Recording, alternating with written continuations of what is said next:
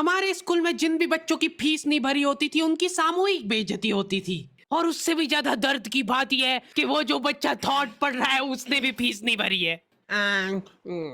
School वालों ने intentionally उसको वो थॉट दिया था ताकि उसकी अंतरात्मा भी बेइज्जत फील करे। उस दिन हम सब बच्चों को असेंबली में 2 घंटे तक खड़ा रखा था क्योंकि हमारी प्रिंसिपल मैडम ने दिन रात मेहनत करके कोई सा तो नारी शक्ति का अवार्ड खरीद लिया था। लास्ट 2 पेटी बोल रहे हैं लोग। बाप रे, 2 किसको बोलते हैं आपको पता भी है? 2 में तो नहीं।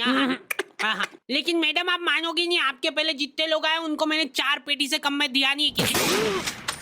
चलो उठा लो इसको। अरे उसको नहीं, लाश को। ठीक है। मैम आपको दिख रहा है ना सामने का राम नाम।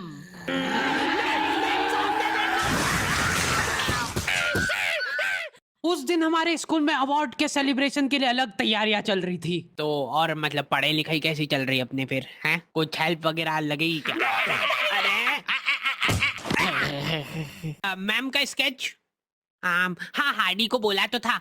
मैं स्कूल में स्केचेस का धंधा करता था। 100 रुपए प्रति स्केच और लड़कियों का फ्री में।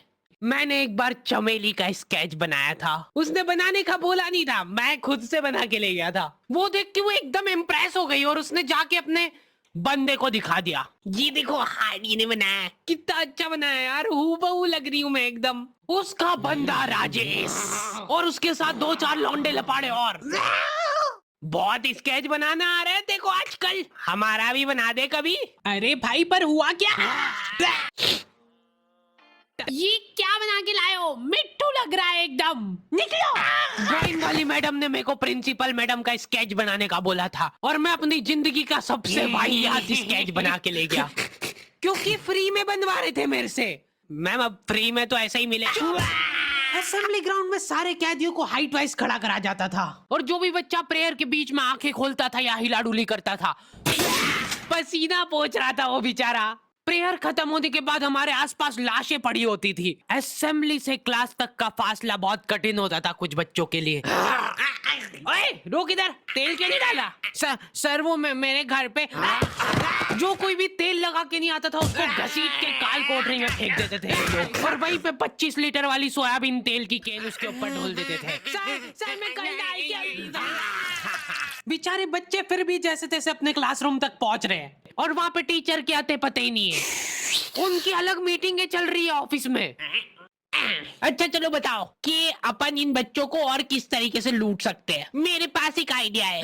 देखो अपन क्या है कि एक प्रोजेक्टर लगवाते हैं एक ही क्लास में। कैदियों को क्लास में कोई संभालने वाला नहीं होता है तो ये अपने जंगली पने पे उतर ही आते हैं। मैं डर रहा हूँ।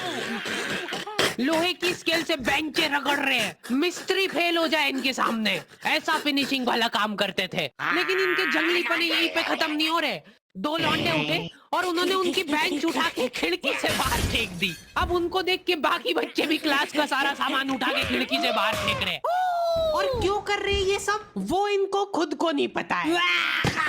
मैम शायद बाहर छोड़ो, इधर ध्यान दो ना आप। तो अपन ये जो प्रोजेक्टर लगवाएंगे इसको अपन नाम देंगे स्मार्ट क्लास और उसकी अपन लेंगे अलग से फीस। ठीक है, पर कभी किसी बच्चे ने नहीं दी तो? अरे भूषण जी, फीस पेरेंट्स देते हैं, बच्चे नहीं। 1 हफ्ते में 1 पीरियड लगता था स्मार्ट क्लास का, जो बच्चों को स्मार्ट बनाने के लिए काफी था। पॉपकॉर्न लाया था ना तू आज? हाँ, खोल टिफिन। मूवी चलेगी अभी, मूवी। ये लोग ऐसे बैठे कि अभी लड़की आके मुजरा करेगी इनके सामने। जिन भी बच्चों ने वो एक्स्ट्रा फीस नहीं भरी होती थी उनको वो 1 पीरियड के लिए क्लास के बाहर जाना पड़ता था। ये सब हरकतों में ही 10-15 मिनट निकल जाते थे। उसके बाद टीचर आके जैसे ही प्रोजेक्टर चालू कर रही है उसकी आधी स्क्रीन जने का सीलिंग पे ही चढ़ रही है। तो अब उस स्क्रीन को फिक्स करने के लिए एक एक्सपर्ट आदमी को बुलाया जाता है। हाँ सही सोच रहे हो, भूषण।